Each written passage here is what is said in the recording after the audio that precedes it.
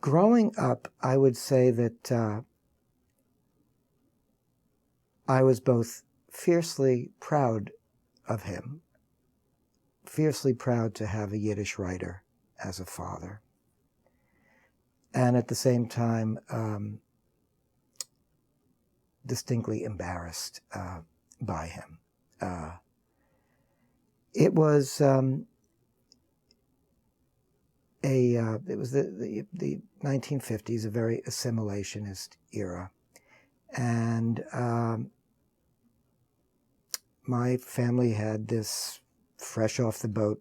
kind of feeling to it, and one didn't want to feel different. I think all immigrant families, all immigrant cultures wrestle with that conundrum of both wanting to preserve one's identity, traditions, heritage, customs, rituals, holidays, language, so forth, but at the same time wanting to fit in, to not be noticed, to not cultivate those differences. So that, for example, my name, Henry Dunow, is a changed name, and I still sort of am baffled that this happened, but my parents changed all of our names from Dluznowsky to Dunow when Esty, my sister, was born.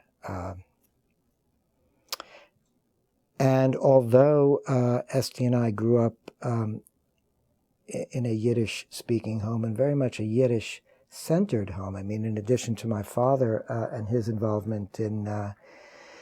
Yiddish literature and Yiddish culture, my mother was also a Yiddishist. You know, she had attended the Workman's Circle Middle Shul, and in fact had taught as a Yiddish shula teacher and spoke, in fact, a superb Yiddish. And yet Yiddish became, as it did in so many of households of that era, the language that was spoken when you wanted to keep something from der Kinder. You read Yiddish, so that